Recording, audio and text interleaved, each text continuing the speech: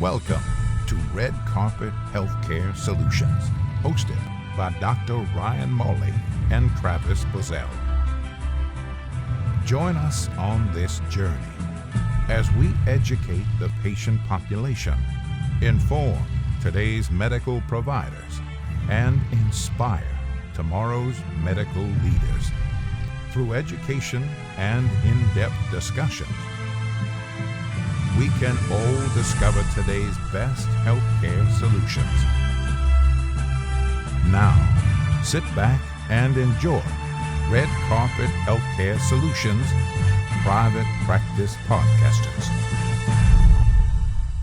But we can't ignore it anymore. Like you said, one doc per day killing themselves, 2 times the general population is another stat that I heard. We're beyond that now.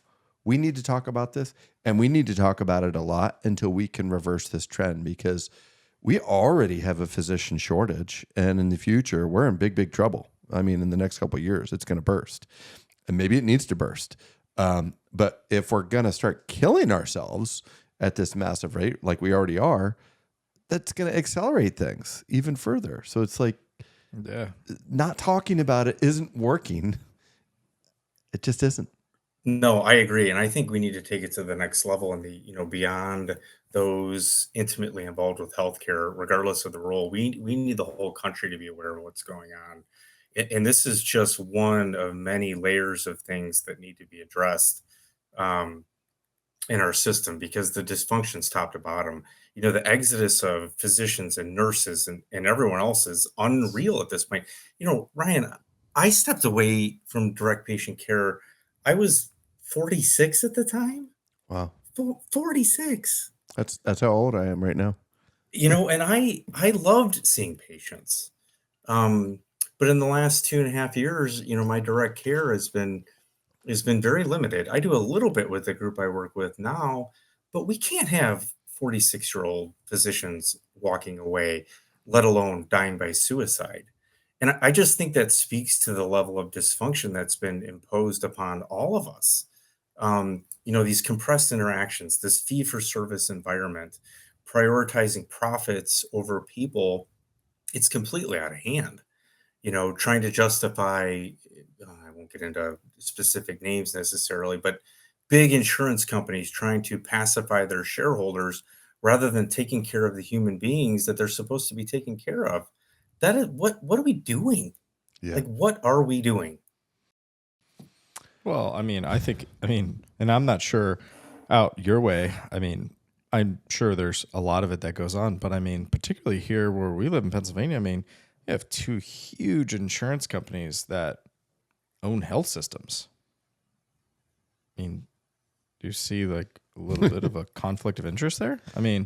It's just like one of those things where it's like, before there was independence, right? And that independence created, these partnerships and this kind of coalition, right? Because with numbers, you could, provide more value to these insurance companies and negotiate better and, to do all these sort of things that, quite honestly, and from my perspective, and again, having been in sort of this world for like the last 15 years, it helped to create the balance, right? And now it's like, it's so top heavy one side, insurance companies, health systems, no other autonomy, no sort of like competition or discussion on, pricing, process, all these other things that, again, to allude to sort of the frustrations you talked about and, how broken the system is, that, what we're talking about is just, one piece of so many other issues, right? And it's just like, the fear that I have is like, it's gotten so big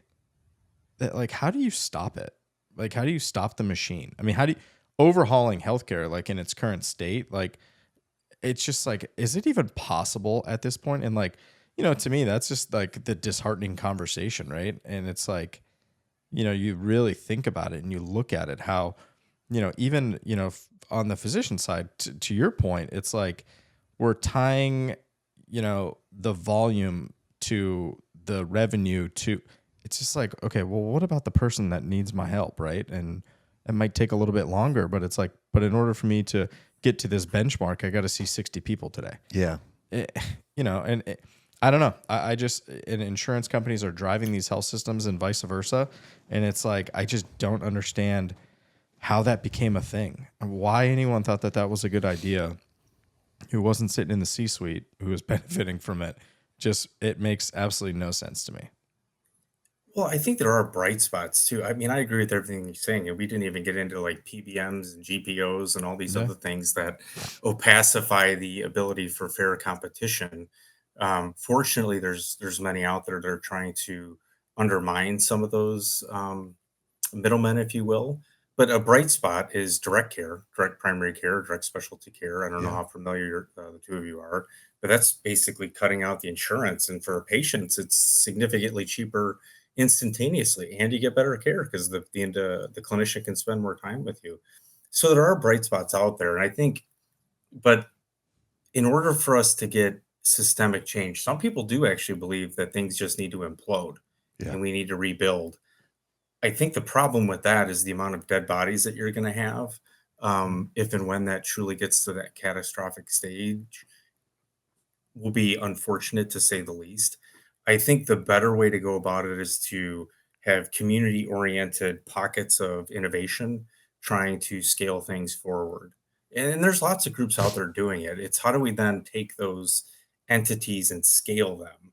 And I think that's where loosely connected networks or an impact network, however you want to Yeah. describe it, where you're sharing information and it's not siloed, will be the key. And then in addition to that, we'll need a lot of numbers and power and voices pushing for legislative changes in the correct direction, not capitulating to lobbyists and keeping things as they are.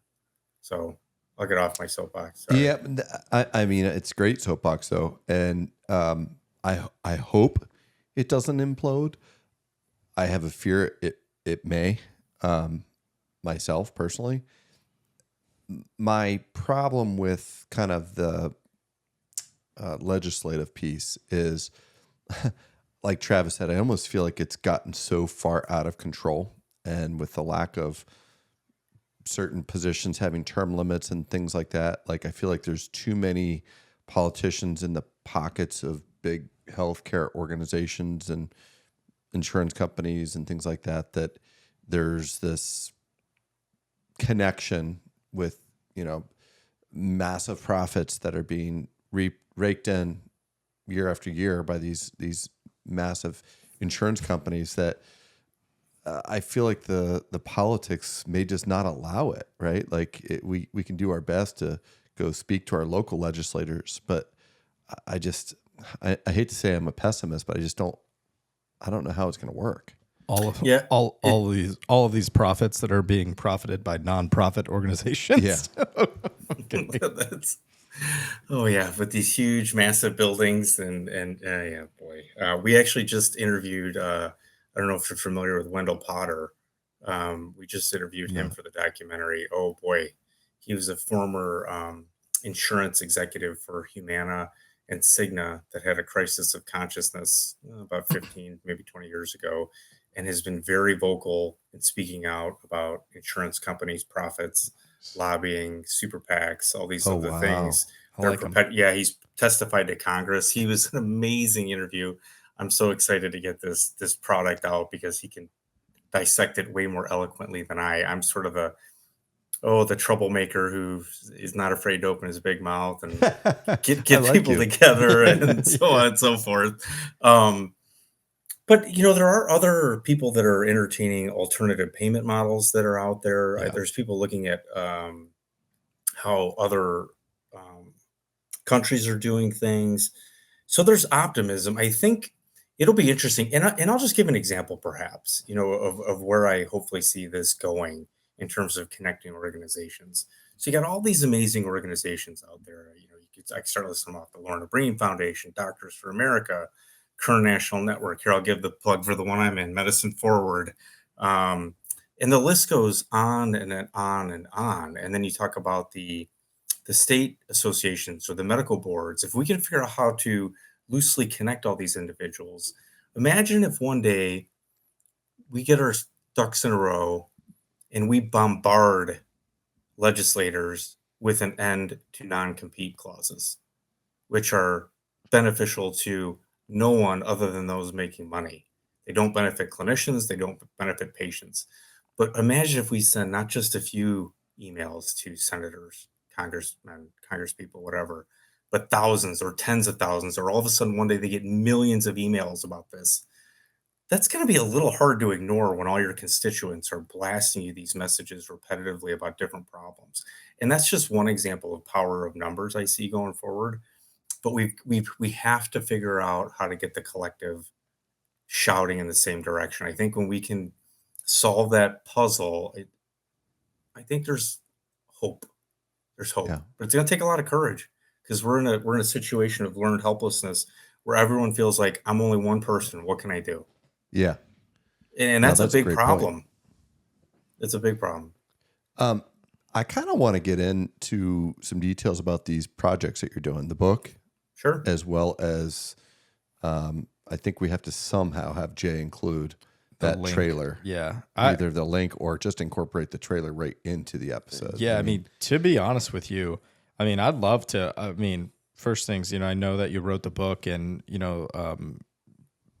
but the trailer that Dr. Molly sent me, I watched it, and like I was just like, oh man, it's impactful. Like, it in a really good way. It's like it's a lot, and it's like it almost kind of felt like I just had like a deja vu moment because my wife and I just watched Conclave, the movie with the Pope selection and all that sort of stuff, and so obviously that's going on right now, and it's like we're having these conversations every day for the last how many months, and it's like I watch this trailer and I'm like, oh, they're like making a movie about the stuff we've been talking about, like in like a very sort of like deja vu sort of way, like where. Let's do the book first because Okay. I kind of want to do the trailer and the movie. Okay, yeah. After. So, where did the book idea come from?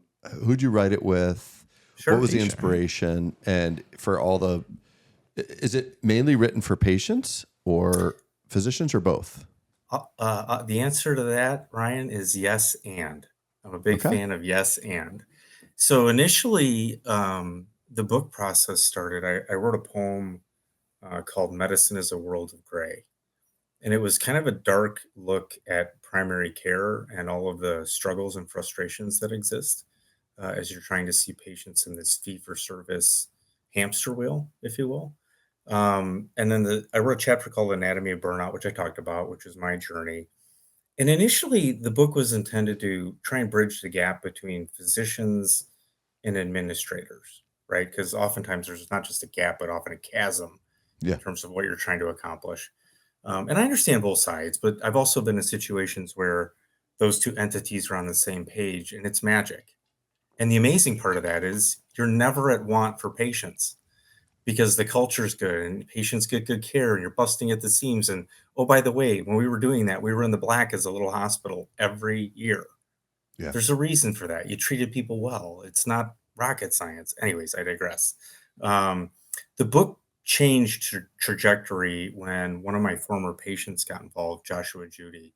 I had been caring for Joshua for over a decade at that point, and he had been struggling with cervical radiculopathy. And for those non-physicians, it's a pinched nerve in the neck. And we had tried all kinds of stuff, Ryan. We tried traction, physical therapy. He got referrals, he got injections. I had taken Cymbalta for my post-concussive headaches and had amazing relief with that. And so I had offered him that, and he had devastating side effects from it. We think it turned off a receptor somewhere to the point where he ended up on testosterone and thyroid medication as a result. And this is all in the book, so there's no HIPAA violations Yeah. here. But anyways, I was running out of ideas. And so I told him about the project, and he's like, Dr. Otten, I don't even know what the hell the quadruple aim is, but I trust you. And so I'm kind of interested. And he's like, what do you want me to write about? And I said, well, just write. That was the only instructions I gave him. And he did. And it was really good. And it led to a magical meeting that we had. And this book took on a very different trajectory of this yin and yang approach of my mess through burnout. I don't know if you can see that. Oh, wow. And then the mess I created for him with the exact same drug. Can you show the front of that? Yeah, absolutely. Sure. So Yeah. from So being Jay, if you can get a screenshot of that, and he'll put that right up here. Love it. Do you have the audiobook version of that?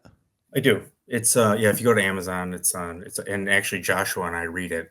And so Oh, I Oh, like that that's even better. awesome. you get the Well, mistakes of me screwing things up and so on and so forth. It is what it is. I'm like, I'm not reading 2 chapters 3 times. I'm gonna read it once and hopefully it's good enough. Uh, I'll be buying that tomorrow morning and listening. I have about an hour and 15-minute drive one way to my hospital every morning. So well, and so, and we wove all these other voices in there. So it's not just Joshua and myself. There's patient voices, medical assistants, CEOs. It's really a kind of a broad look at the mess that's going on, but with a lot of overarching themes for people to take and use as actionable items to make a difference in their little microcosm. And I'll give you an example. Um, Joshua, when I had stepped away, he went and saw a new physician, and he could tell that this physician was harried and in a rush. And he just stopped and said, "How are you doing?" And the whole dynamic changed. The doc stopped typing on the computer, looked up, and it was very different from there on out. And it's those little moments that can make the world of difference for somebody, right? Asking a colleague, "Hey, are you doing okay?" I mean, literally in our environment now, that could actually save somebody's life, yeah, right? And so the book was not intended to have every solution to our problems. It was intended to be a inspirational story, and there's humor in there. There's stories from me in the Navy in there, and all the shenanigans that occurred during that process. But yeah, it was very cathartic for me for sure, for sure. and then Suck It Up Buttercup. Where'd that come from? That's kind of like taking the book, I suppose, to another level of pulling the curtain back. So, in my networking journey, I met a colleague, Marianne Wilbur. She's a GYN oncologist who stepped away a few years ago, basically from systemic abuses that were going on in her institution. She had a sick child and was like, you know what, I can't do this anymore. And she realized just she needed to be a mom, so she stepped away. She wrote a book called The Doctor's No Longer In.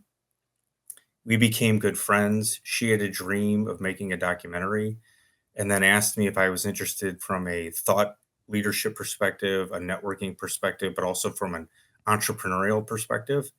And so I said, well, why don't we do an angel investment? And we got that started.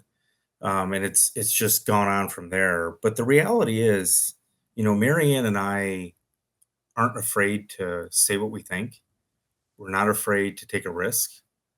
And we realize that the American public deserves to truly know what is going on in our healthcare system, not in some sugar coated fashion, which is why I think you see a lot of emotion in the trailer because we went to people who things have really happened to them. Their husband, Betsy Gall, for example, her husband Yeah, died by suicide on Thanksgiving. Wendy Dean's in there. We interviewed Linda Pino, who was a whistleblower on Humana back in the 80s. And she's told me, she's like, my life was ruined when I spoke up against the insurance companies. My life was ruined because she tried to do the right thing. And that's just one example of just a host of people whose lives have either been destroyed or ended by these systemic abuses that ultimately go back to greed, really. And it's so the underlying current of the documentary or theme, if you will, is how greed is negatively impacting things and destroying our system and killing not only clinicians but patients. But it's not going to be just an airing of grievances, if you will. There's courage that's going to be highlighted in the latter half of the film. There's hope, there's optimism, there's inspiration, and ultimately there's going to be a very important call to action that I think everyone's going to have the capability to take part in. Obviously, I don't want to give that away just yet yeah, because then no. then no one will watch the documentary, and that defeats the purpose of creating the thing, right? When is it going to be available? So we have a screening set up in August of this year. That will be a close to being finished product, I would imagine. We were hoping to have a soft release on September 17th of this year, which is National Physician Suicide Awareness Day. And the fact that we even need to have a National Physician Suicide Awareness Day speaks Wild. volume in and of Yeah. itself. I think the reality of what will happen is we've got a few organizations that we've got some proposals to have some screenings at their big conferences. I think that'll sort of be the soft release. And then ideally, what we'd like to see is it picked up by a streaming service, hopefully before the end of the year. I, and That's that, what I was going to ask too. Like, is this where's it going to be available? But you're some type of streaming service. that's the ultimate plan. Yes. Okay. Wow. I can't wait. How long have you been working on that project? We started interviewing people in November, so it hasn't been too long. The creative side of the team has got their work cut out for them in the next few months, to be sure. The interesting part of it, though, the appetite for this is unreal, I was and the just gonna people. say, Yeah, please, yeah, go ahead. no, I mean the appetite. I'm like, people are pissed. I mean, I'm just being like fully transparent. I mean, patients, and to be totally honest with you, I mean, most physicians employed, I mean, a lot of them will tell you like, yeah, I'm not happy. I mean, again, the theme of sort of what we're talking about, but consumers are pissed. My deductible's high, my premiums are high, I'm paying all this money to the insurance company, they don't cover anything. I gotta wait 5 months to get an auth for this. By that, it's like people are over it. So like, this is a pain point for a lot of people, and like, this is, I mean, appetite is probably the best word, but I 100% agree with you, because I see it every day with patients. I mean, I'm more not on the, hey, let me help you side. I mean, we are in some facets, but letting patients know, hey, this isn't covered. Hey, no, you know what? Here's the deal. You got, one of these things that is not even remotely close to, you got this ankle brace 3 years ago. It's not a boot for the fractured ankle that you have now, but your insurance company's not going to pay for it. Sorry. Like, how long is this documentary? Hour and a half? We're planning for an hour and a half. Okay. perfect. Yeah. I mean, I'm a project guy. I love doing things. I'm very, So very cool. creative. I love building things, either physically with my hands or programs and things like that. And I will definitely write a book at some point in my career. Like, when you're creating a documentary, though, like, are you the director? You're probably not the director. Are you the producer? Are you the idea guy? Like, how are you finding people to get this all set up? A wonderful thought process there, Ryan. So my title is executive producer, and some of my key roles for this, it's multifaceted for me. Um, the way that we are generating capital for this is actually in a grassroots fashion. And I'll put a plug in, if any of our colleagues are interested in participating until we fill out the budget, find me on LinkedIn and we'll talk about it. But there's some power in that, right? We've got currently about 65 individuals and or organizations who have contributed in some fashion for this. And so that's been a big part of my role to this point, or one of my big parts. The other part for me Like is fundraising? yeah, so fundraising has been a big part. But the other part is the story arc, and helping the director John and Scott and Amy understand better all these issues that are going on. Perhaps one of the biggest roles for me is getting the right voice to fill a void in the story. And that's where it's almost been like doors are just opening up at this point, because I think everybody realizes, like, this project is bigger than any one person that's involved. This project is for all of us.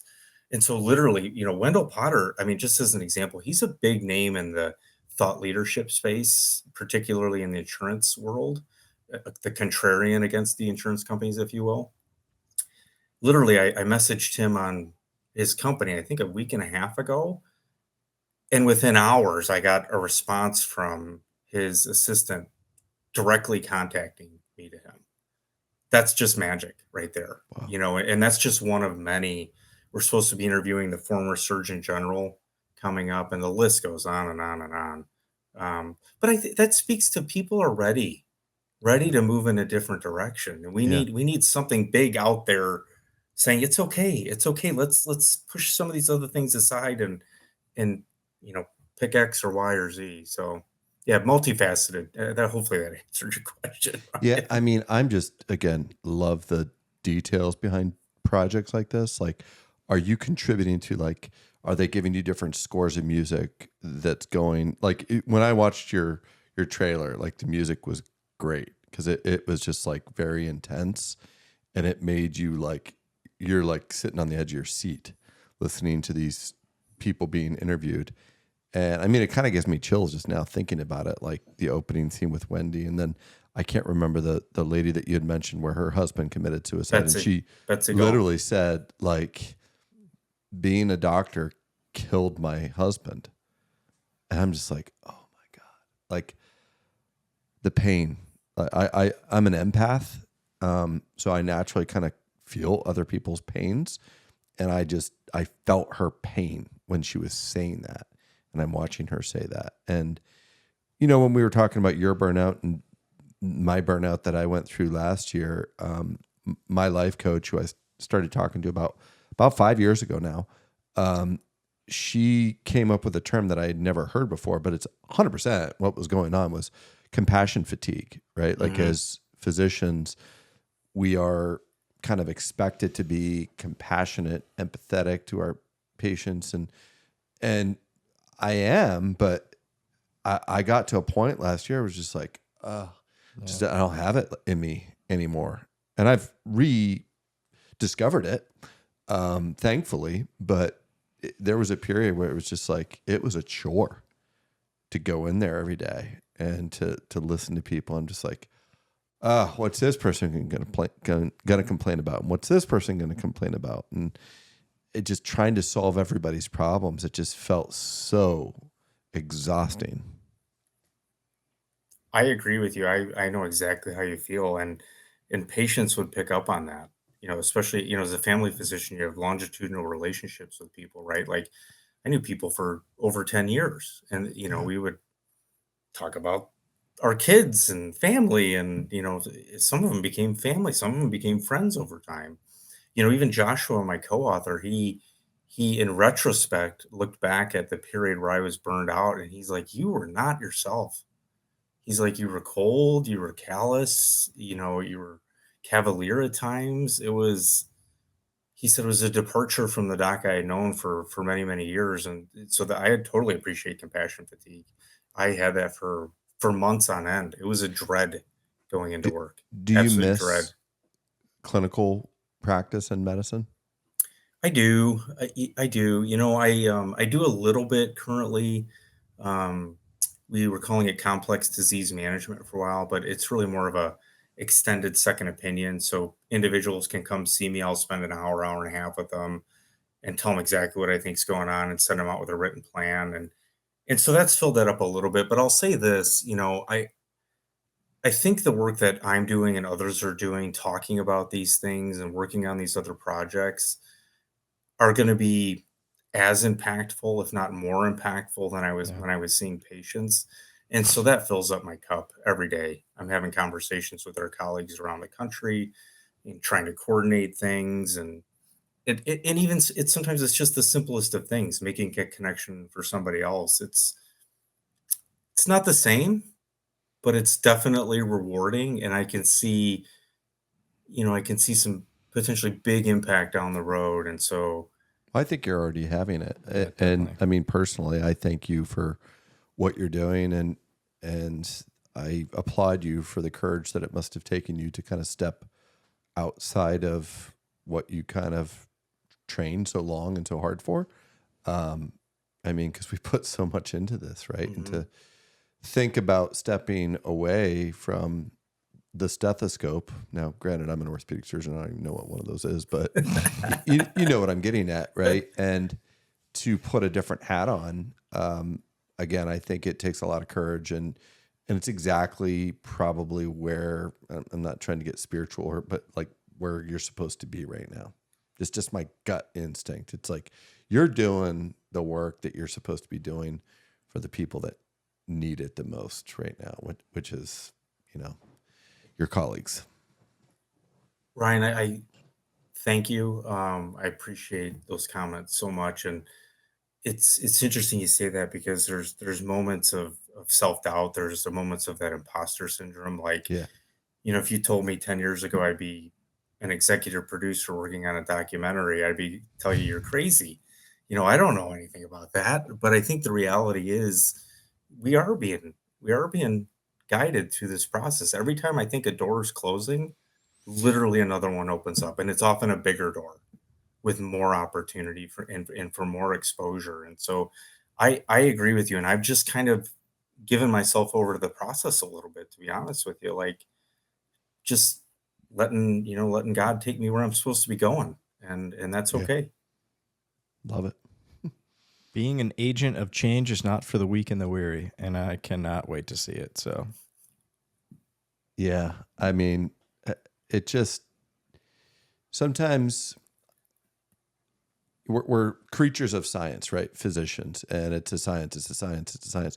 I have a tendency to say, especially what I do, is as much a science as it is an art, the surgical side of things. But then I just think medicine in general is an art, right?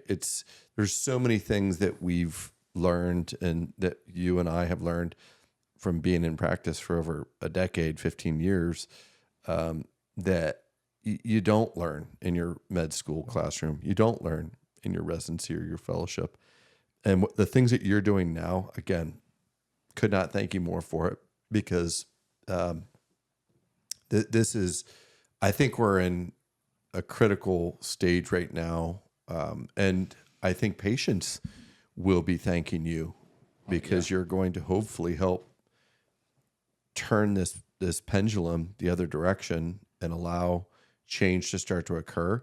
I mean, that's one of the main reasons that we do this podcast. I mean, I'm a staunch private practice supporter. I've been in private practice for all but 2 years of my career. When I was in Michigan, I was employed for 2 years, but and then I started my own private practice, orthopedic practice, in 2018. So that wasn't an easy thing to do. I didn't have any business degree. I had no business background. I never took one business course or class, and I knew I wanted to create the ultimate patient experience, and I didn't like how the system was forcing things to go a certain direction and volume over everything else. And I still am a very, very high volume orthopedic total joint surgeon, but to me, there's so much more that goes into that patient's care and their outcomes and their satisfaction than how well I put the implants in them. And I mean, we're focusing so much now on medical optimization, both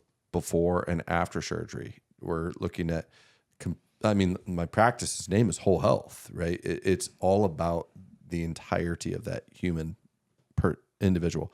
Like, I was put on this planet to do a lot more than put metal and plastic in people. And I'm not being cocky or arrogant. I'm really good at that. But I think my heart and my mind and my soul is really here to impact those people's lives a lot more by helping them understand that chronic disease is not normal, right? This is something that our society has kind of created, and we're accepting it as normal, but we can reverse those trends. And if we can reverse those trends of chronic disease, whether it's obesity or diabetes or malnutrition or whatever it may be, that person's psyche is going to be better. Their relationships with their loved ones is going to be better.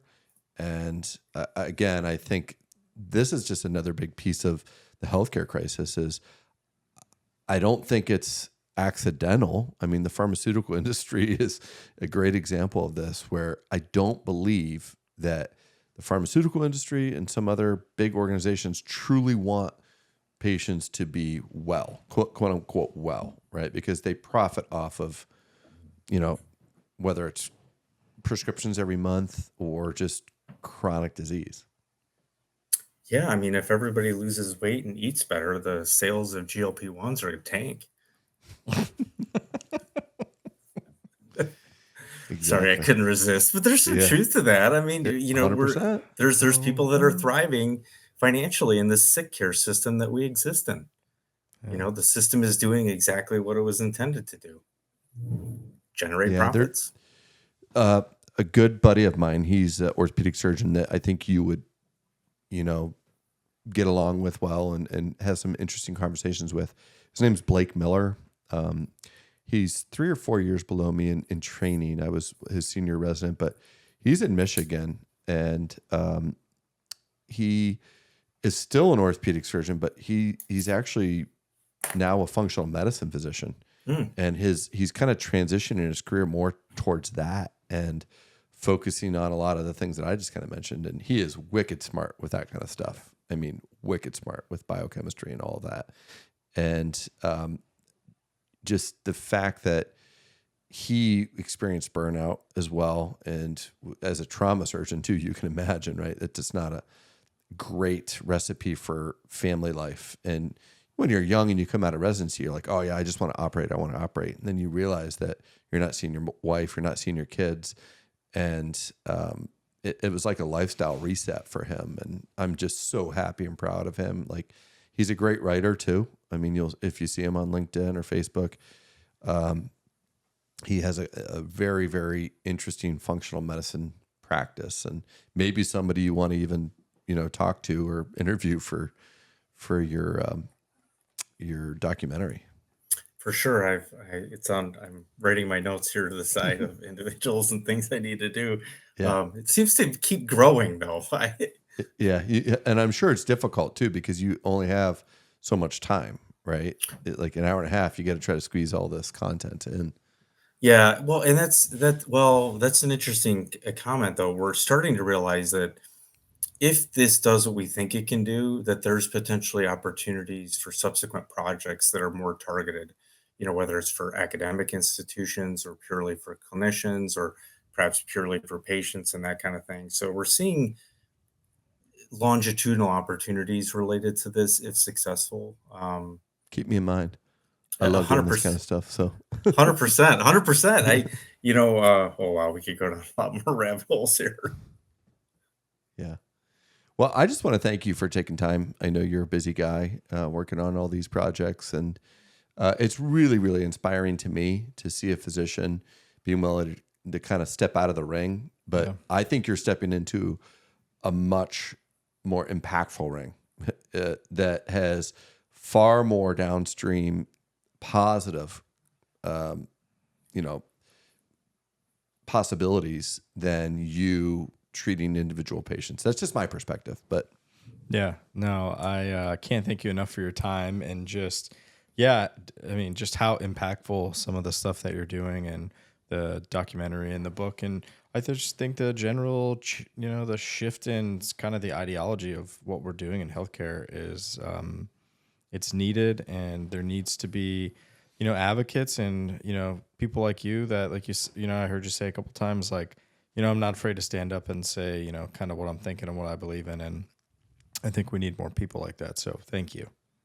Yeah, you're welcome. I appreciate you guys having me. This has been an absolute blast, and keep talking about those uncomfortable things, because there's power in numbers and there's power in solidarity for sure. for sure. So all our guests out there, right? Yeah.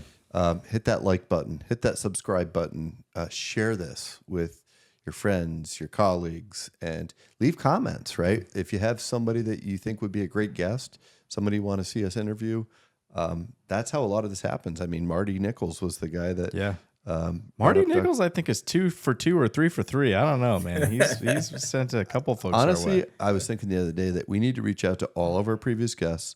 I'm going to do it for both the podcasts, this one and the Hey Sawbones one, and just say, hey, give me 3 names of people that you think would be great guests on this podcast. And because after a while you're like who should I get? Who should I get? So and then also if Jay could send a link here, put a link here for the book, and then also for the trailer.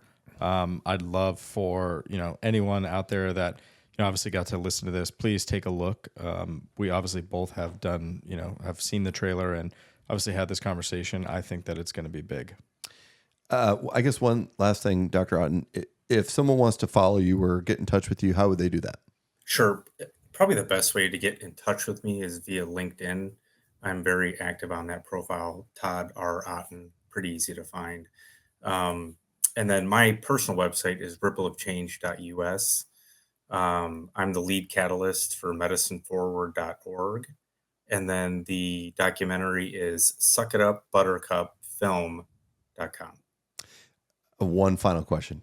Who came up with the name? It was the creatives, and they were pretty adamant that that was the direction we wanted to go. But it kept coming up over and over again in the interviews. I even said it one time in the interviews, and so that's where we've landed. And I think people either understand it if they're in the healthcare space, or they're intrigued by it enough to say, "Huh, suck it up, Buttercup. Trust and betrayal in American medicine. What is that about?" Um, so yeah, I give credit to John, Scott, and Amy at this point. Yeah, no, it's a great title. So I want to thank everybody for tuning in. We'll catch you on the flip side. Thanks, everyone.